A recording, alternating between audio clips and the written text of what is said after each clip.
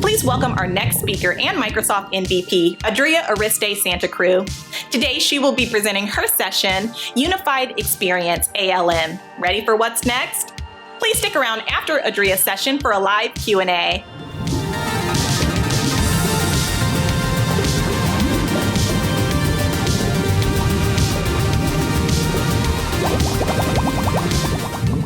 Hello, welcome, and thanks for attending the session and DynamicsCon.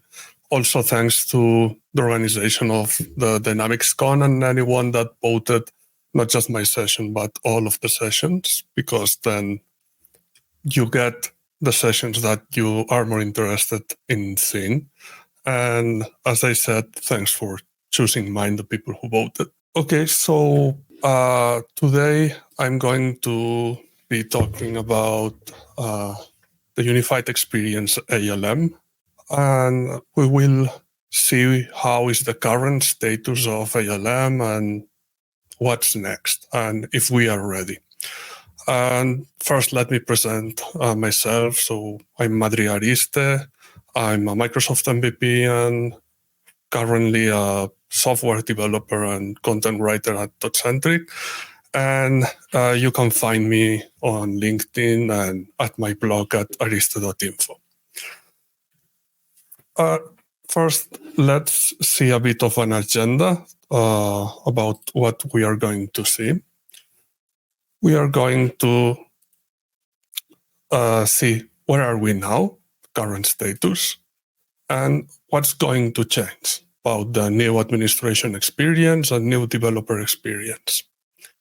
And finally, some steps that you can take to prepare for the new experience, not just ALM, but the experience itself.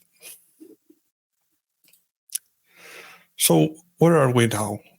We are currently using LCS, Lifecycle Services, to manage our environments, not just the production environments, but also the sandbox and development virtual machines. Regarding administration mostly. Regarding development, most of us are working with cloud-hosted environments, the ones that you can find on LCS, or also the PhD. The PhD is the virtual disk that's released with the major releases of Dynamics 365 F&O. That's in April and October. And it's a virtual machine image that you can run on your local laptop or PC, or you can even deploy it on Azure. Those have been the tools that we've used for development. And then regarding ALM, my experience is that there is a heavy TFVC usage, and most people are using pipelines. And thanks to pipelines, we've got full build automation and partial release automation. Regarding TFVC, I think it's being widely used because, well, first, you need that in order to have a healthy ALM. If somebody is not working with a source control system, TFVC or Git on their projects, I wouldn't be there. So I wouldn't like being there. The problem with TFVC, and that's with the current status of TFVC, is that Microsoft is not investing in it, and we are not getting new features like, for example, Git. So what's going to change? First, I will start with a unified administration experience. I'm sure that many people have already seen this image. So the part on top on LCS is our current status, even if it says old. It's what all of us are using. So on LCS, as I said before, we deploy the environments And we have some tools that we can use, for example, the LCS API to do some automation. And then we have the Power Platform Admin Center, which will be the new administration experience. So get ready to say goodbye to LCS because it's going away. And as you can see from the image, finance and operations is becoming a full Dataverse application, more or less. So another thing is that by moving to PPAC, let me go back to LCS being deprecated or retired. So LCS is being used right now, and it's what we are using. And if somebody asks about a roadmap for when it's going to be retired, I don't have one, and it should be coming next year. So there's nothing. It should be already there. So we should be already starting new projects in PPAC, but it's not generally available at the moment. So there's a bit of a delay there. And one of the changes that will come with moving to PPAC will be that we will be transitioning to a capacity-based model instead of a slot-based model. So as you know, right now in LCS, we have several slots for the production and sandbox environments. And if you get additional sandbox environments, you get another slot. So this is going to change. And this has more implications. So I don't know much about licensing, and I don't like talking about it, but I have to. And we will have to have some conversations around licensing and especially capacity on PPAC. So when you get the base 20 licenses for F&O, right now you get a default capacity of 60 gigabytes of F&O database plus 10 gigabytes of Dataverse capacity. And for each additional user, you get 4 gigabytes of F&O database space and 250 megabytes of Dataverse capacity. This has some implications, and we need to remember that F&O database capacity is one thing and Dataverse capacity is another thing. They are split. But the problem will be that this capacity will be shared at tenant level. So the Hunger Games for Dataverse capacity will start. Why? Because for F&O, Dataverse capacity hasn't been something that we've learned to be worried about because we weren't on Dataverse. But for the last years, you know that more and more tools and especially microservices have been migrated to Dataverse. And we are starting to consume Dataverse capacity. And the problem will be that, for example, CRM projects, sales or power apps, all of these consume Dataverse capacity. And as far as I know, there is no limit to consume our Dataverse capacity. So it's not that F&O Dataverse capacity and CRM side or Power Apps Dataverse capacity are split, and you can see which one is consuming what. But there will be interesting interactions between teams if things are not talked before. So first, environment management, as I said, it will be done in PPAC. And Fortunately, not just PPAC, but we will also be able to manage environments using Power Platform CLI, also called PAC CLI. Maybe you've heard about PAC CLI instead of this.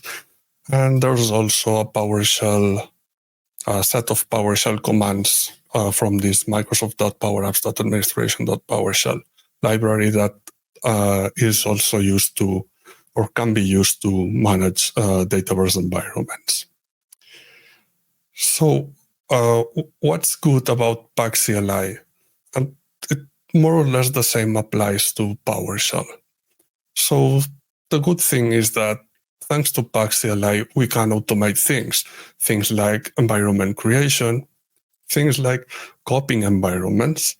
And by copying environments, I mean really copying the database from production to sandbox environments, which is usually what's more interesting or what we've been doing the most in LCS. And something that will be very interesting for ALM, we can also create a service principal using PAC CLI.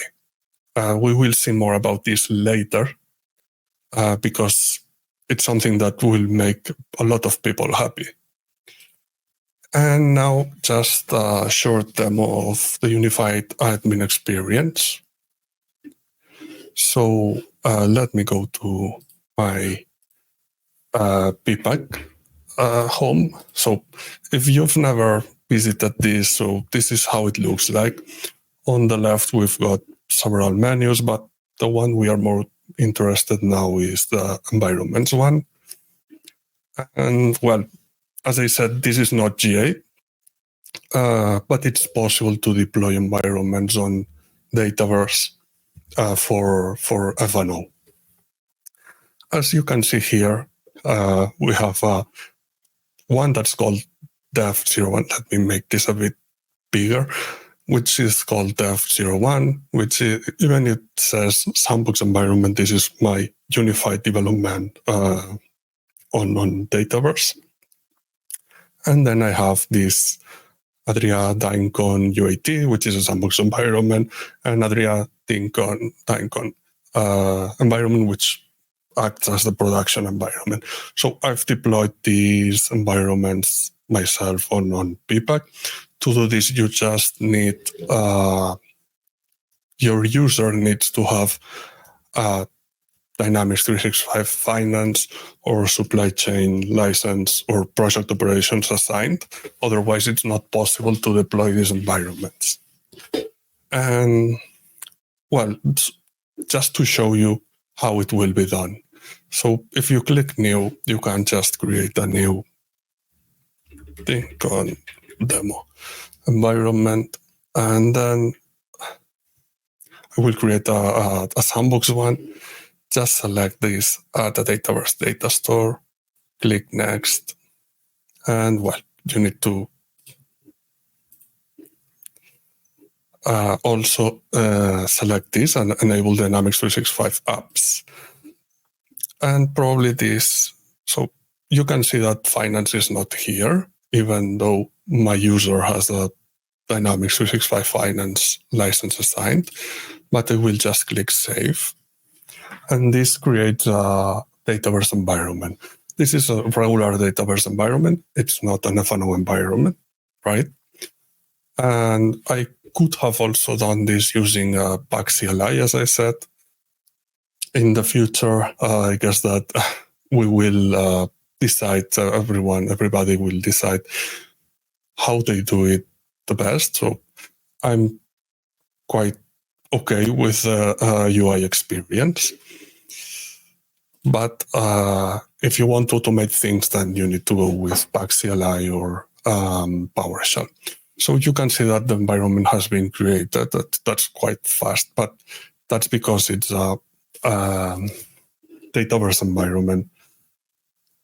It's a plain Dataverse environment. It has no applications installed right now. You can also see that it already has a URL here, which is a bit ugly. So I will explain this in a few minutes. this is possible to be changed, and we will change that. So what do you need to do to make this Dataverse environment a finance and operations environment? So you need to go to Dynamics 365 apps. And once it loads, we need to install 2 apps. These are Dataverse apps. So first, we need the Dynamics 365 Finance and Operations Platform Tools. This is the first one that we need to install. And this one shouldn't take long to complete. And the second one, so this one is a solution that prepares the environment for being able to be a F&O environment in Dataverse. But then we need to install another one. I will just not to wait. I will try to install it while this one is installing. The second application that we need to install is the Dynamics 365 Finance and Operations Provisioning app. And yes, this is where the magic sometimes happens. Okay, this is the demo effect. I just will try again, because you can see it loads something on the form, but then it says it fails. I'll give it a second, otherwise I will try to refresh. Maybe that this error is coming because I tried to install the provisioning app without waiting for the platform tools to be installed. So the provisioning app, what it does is it installs F&O in the environment. Well, if I can't show you, I will try to just explain a bit what it does. So I will explain while this installs, and I will continue with another thing, and I will get back to this. So the provisioning app, what it does is it installs the F&O in the environment. It allows you to select the version. Usually it's one of the last, it's the last versions or one of the last proactive quality updates versions. And it takes around 1 hour and a half, more or less, to complete the install. And once that is done, what you get is something like this. So we'll open the U8 environment I had created. What you get is a finance and operations URL, which you can see that it's the same, more or less. Yeah, it's the same base domain as the CRM one. And as I said before, when you deploy a Dataverse environment, the name is quite terrible. So even if you give it this name, but you can just click edit and change this. And if you do this, if you install or you deploy the environment from the UI, you need to change the URL name before deploying, before installing the solution for the provisioning app, because otherwise it will create the F&O URL with this org 953 CD56E instead of a human readable and, most importantly, something you can remember. And next, let me go back to the deploying environment and see if it's still installing. Okay, it's taking longer than on the documentation. So in the end of the session, I will give you a link where you can get links to Microsoft documentation about the admin experience and developer experience. And you can also deploy these environments. unified development environments using a PowerShell script. And there's an additional parameter there, which is called domain name, where you can specify the name of the environment, the URL of the environment. So in my case, it would be DynCon demo, the domain name. And well, thanks to Aurelien Claire and Rachid Garg for the tip, because I didn't know that because it's not on the docs. So I will try to install the provisioning app once more, and if it fails, I will come back to this once the tools are installed. Okay, so you can see that there are several options here. If you want this environment to be a developer environment, you need to select this. And if you want it to have the contours of demo data, you need to select the second checkbox. And as you can see here, you can select to apply the last 3 versions of it. So 41 is GA, and the 2 previous versions you can select to install. And as you can see, it always installs the latest PKU version. So I won't trigger this install because it takes quite a long time. And now I want to show you something else. So one of the questions usually is, once we are in PPAC, how are we going to refresh the environment with production data? And that will be quite easy. One way it will be using Pack CLI or the PowerShell libraries, but you can also go to the production environment and click copy. And then you can select everything and customizations and schemas only, and select the target environment. I won't trigger that because I need it for several things. And so when you copy everything, this means that you get an exact copy of the production environment in your UAT environment. And there will be an advanced feature, which I'm not sure if this customizations and schemas only on those, or this is related to Dataverse, but it's known as transactionless copy. And what it will do is it will copy, in this case, it would be the production database into a UAT environment, but some of the tables won't be copied. And these tables will be the ones that on their table group property have transaction, worksheet header, worksheet line, worksheet, transaction header, transaction line, and staging tables. So it mostly will copy master data. So that's pretty useful, especially because of capacity concerns.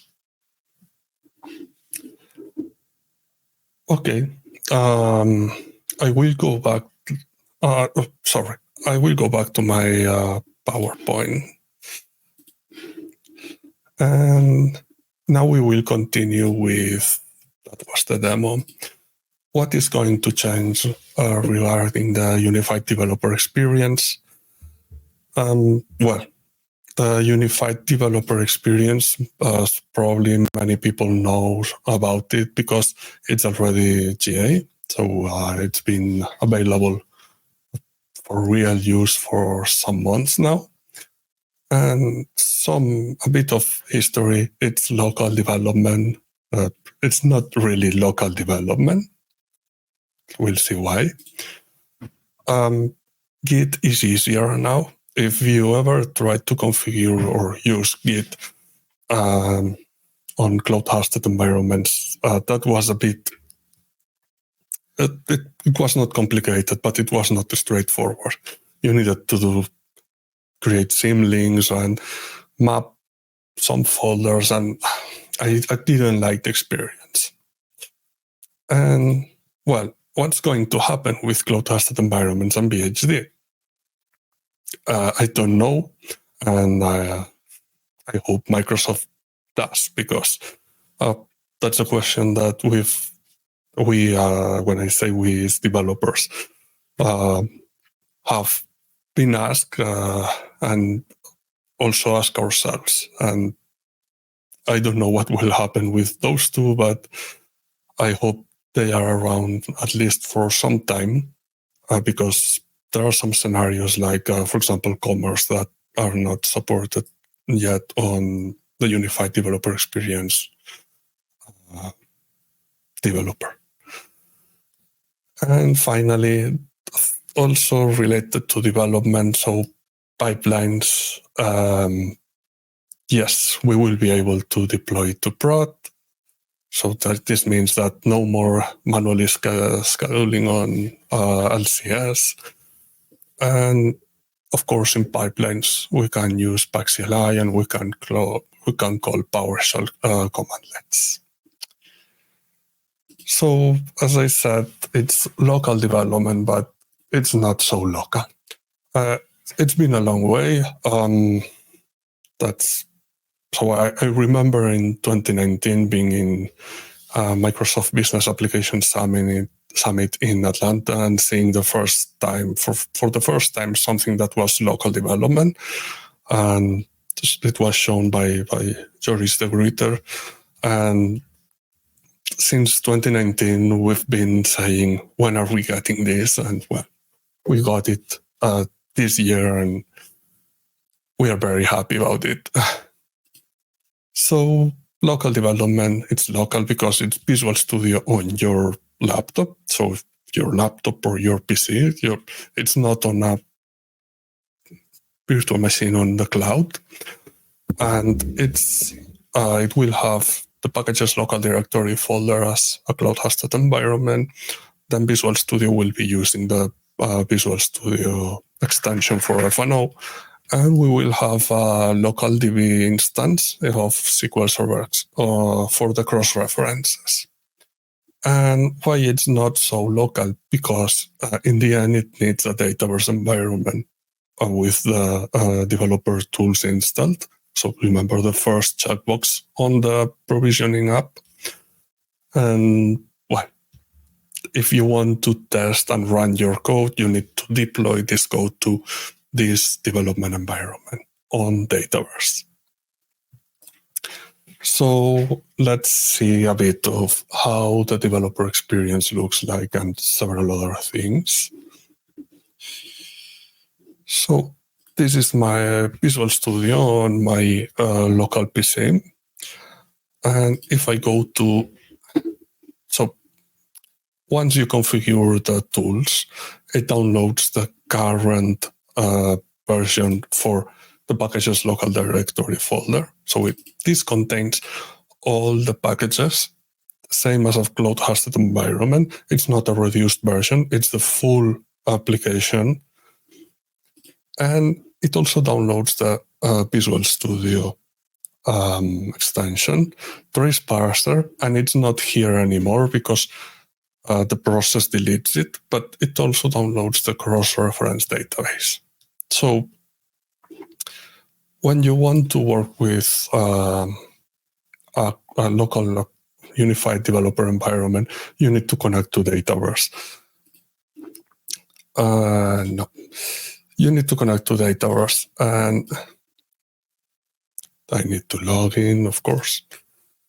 What's my phone? And what this does, this dialog does, is it will load all the Dataverse environments. Looks like today everything takes a bit longer than as that usually. So you get all the environments. So you get a list also with your production environment.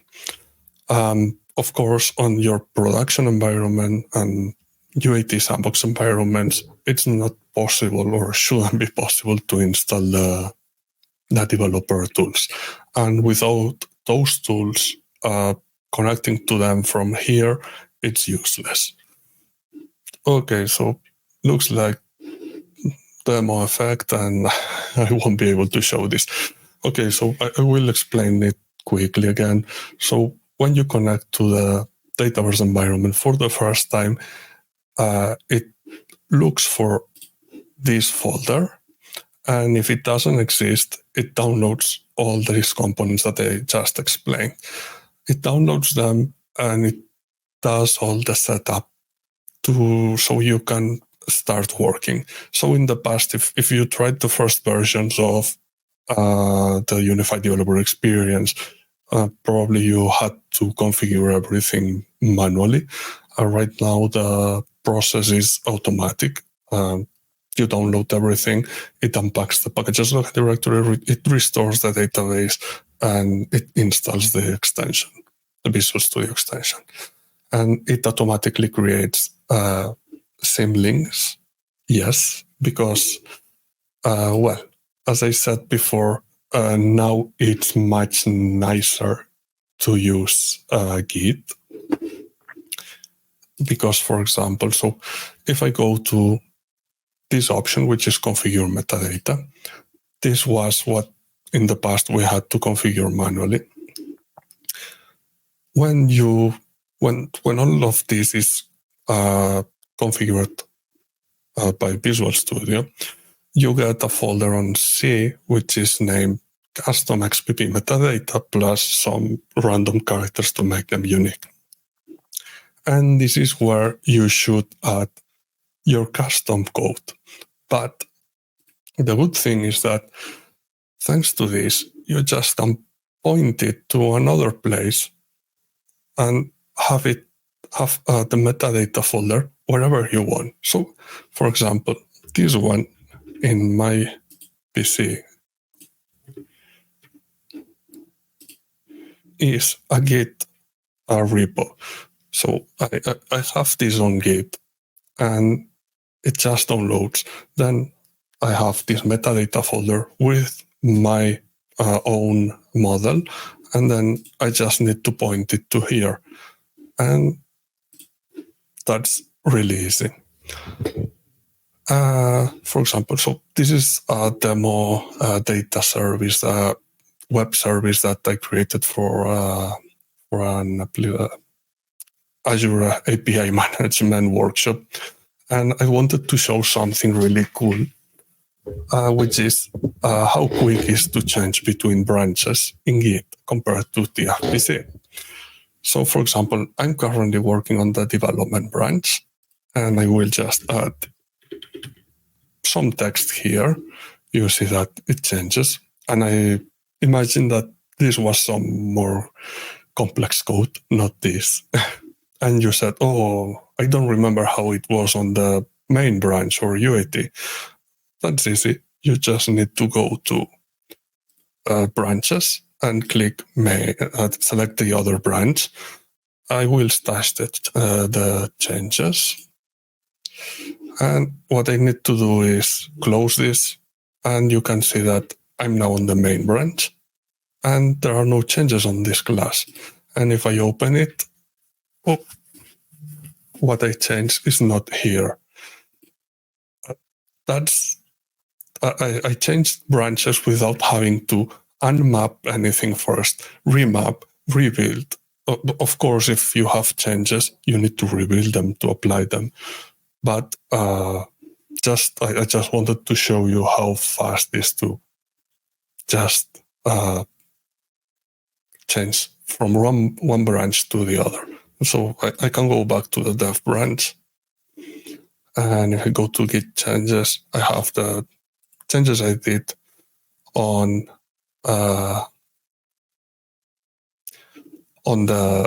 this stash. And if I never remember how I should apply the stashes. And if I close this again and open it, I have the change I did here. So to me, this is much nicer than TFVC. Another thing I want to show now is, are some things in Azure DevOps. So this is the Azure DevOps of the project that I was showing you on Visual Studio. And well, this is how I structured the project, but in the end, it's up to you how you these things. So in the metadata folder, I have my model. So this is same as we had on TFVC. Then I have a projects folder with the Visual Studio projects. And then I have another folder, which is tools. And I have a build folder with, you should know if you've configured pipelines on TFVC, it's the same, the nugget config and packages config files. But I also have these pipelines with 2 YAML files. And this is because when you use a Git repo on Azure DevOps, you can have your pipelines as code.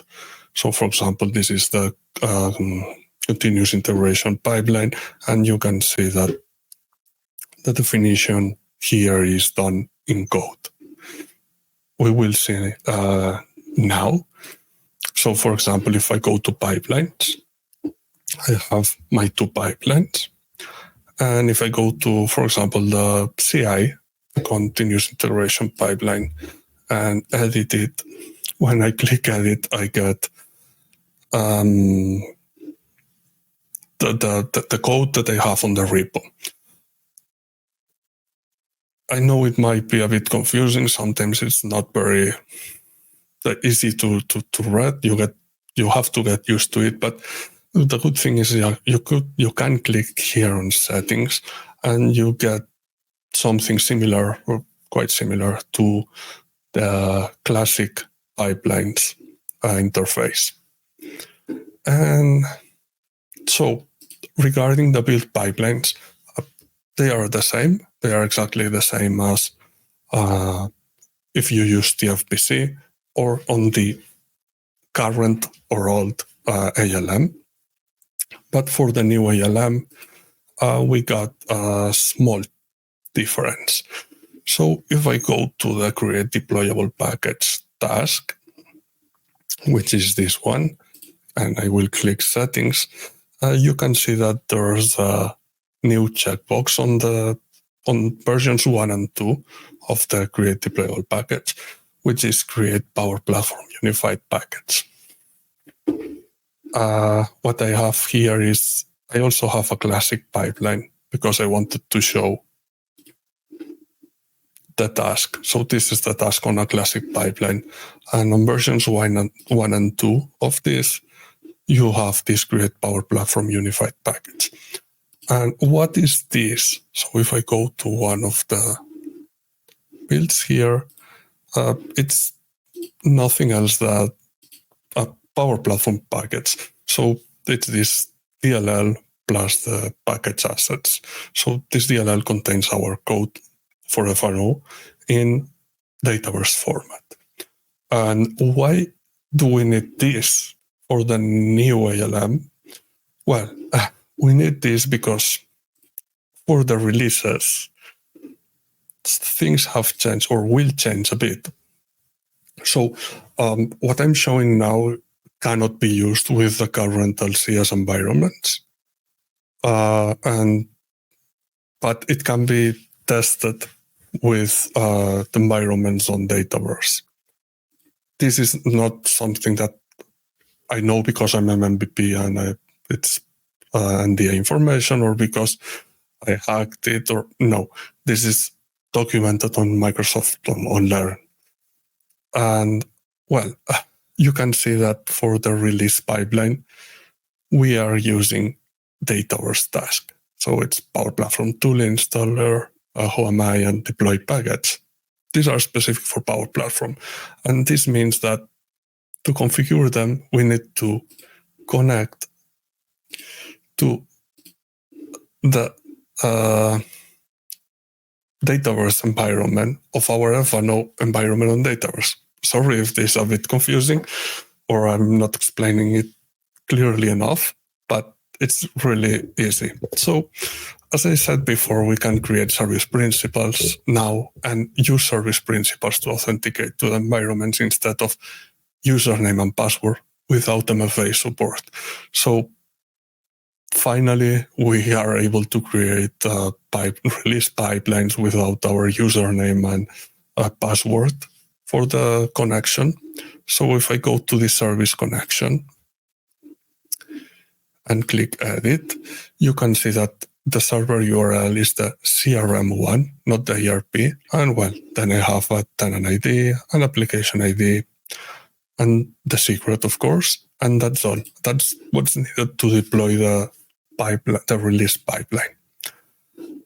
And well, what we do is, as you can see here, as the package file instead of the deployable package zip file, we are using this DLL. And thanks to this, and thanks to Dataverse developers being able to deploy to production using pipelines for quite a long time before they allowed us. So now we also will be able to deploy to production. If you do this, I suggest to use authorizations, and I will show authorizations really quick. So this is my release pipeline. My release pipeline first will deploy to UAT, and then it will deploy to prod. That's, for example, what we are used to do. We deploy to pre-production on LCS, mark the package as release candidate, then assign a schedule on production that release candidate package. That won't be needed anymore. But what I suggest is using pre-deployment approvals. So pre-deployment approvals mean that once the UAT pipeline finishes releasing, it should start releasing the production one. But because we have a pre-deployment approval here, it won't start until the approvers, depending on the setup you have here, until they approve this. So, for example, I'm an approver here, and today I started a release. So this release is still running, and you can see that it was deployed to UAT successfully, and then I still need to approve here, right? Until before it starts to deploy to production. If I click approve, I get this. I can add some comments. I can defer the deployment or just approve it, and it will start deploying to production, which is what it will do in a few minutes. Obviously, I won't show this. I won't wait for this to finish because it takes around 50 minutes. This won't be so 50 minutes is what it takes on these environments created from PPAC, but probably it will be a bit faster in the future because these environments are somehow, at least this is what I feel, they're not fully what they should be. So I hope that when PPAC is finally our tool for managing environments, this will be a bit faster. But, just being able to deploy to production with pipelines for me is a great step forward for all the people that, if like me, you've been the one that had to manually schedule production releases, then I won't miss it. And I want to show something very, very quickly. Thanks to the unified developer environments, you will also be able to run unit test. Okay, so you will be able to run unit test in a unified environment. As you know, up until this task was released, we needed a build VM, the one hosted on Azure, to run a unit test. And that was what I wanted to show about the developer experience. That was the demo. And just so some next steps for you: get hands-on with PPAC, get access to it, IT on your company, or if you're a global administrator, access it and just get familiar with it. Review your LCS environments. And by review, I mean, if you have 4 sandbox environments on a project, think if you need all of them, because with the new capacity limits, that will be it will be better to reduce the amount of sandbox environments. The good thing about this is that on PPAC we will be able to deploy environments much faster and create a sandbox environment, use it for some days or weeks, and delete it. We can do that on LCS, but on PPAC it will be nicer. Get someone from your team to try all of this. Don't just do it all of you on the same day and learn by doing. So get someone to try, to learn, and then you can get a training together.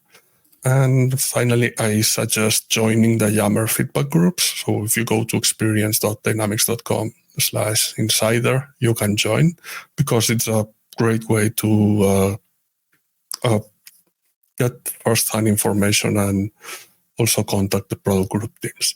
And finally, some helpful links. As I said, you can find them on ariste.info/DynamicsCon. And there you can find all the learn content for the unified admin and developer experience. And now, as I said, thanks for coming or watching the session. And I will try to see on the chat if there are any questions. And I hope that none of licensing of capacity, because I'm terrible of that.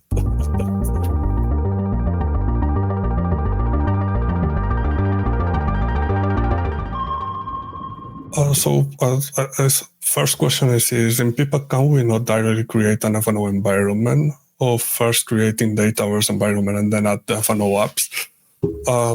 You can do that with, for example, the PowerShell script for the development environments. But with the current experience, first you need to create a Dataverse environment and then apply both solutions, the platform tools and the provisioning app. And of course, when you deploy from Dataverse, the Dataverse environment for that FNO environment is already created, so you don't need to deploy it again.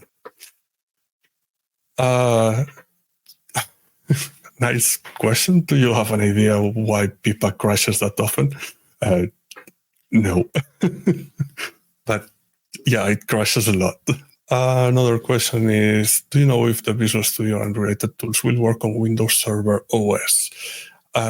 Yes, they should. So on my blog, you can find one of the things I tried was using a micro Visual Studio dev box, which are reusable dev boxes on the cloud, and I installed the tools on the Visual Studio on that virtual machine without any issues. And yes, I think that it should be also possible to use them on VMware or in an inner network. Just be sure that you need to be able to get to Dataverse. So some network rules need to be applied. And I think that's all on. I'm on time. So I'm running out of time, and well, I will try to answer some questions, or you can contact me. So if you visit my LinkedIn profile or my blog at ariste.info, my contact information is there. And just send the questions and I will answer them. That's not a problem. And well, thanks, and see you next time, I guess.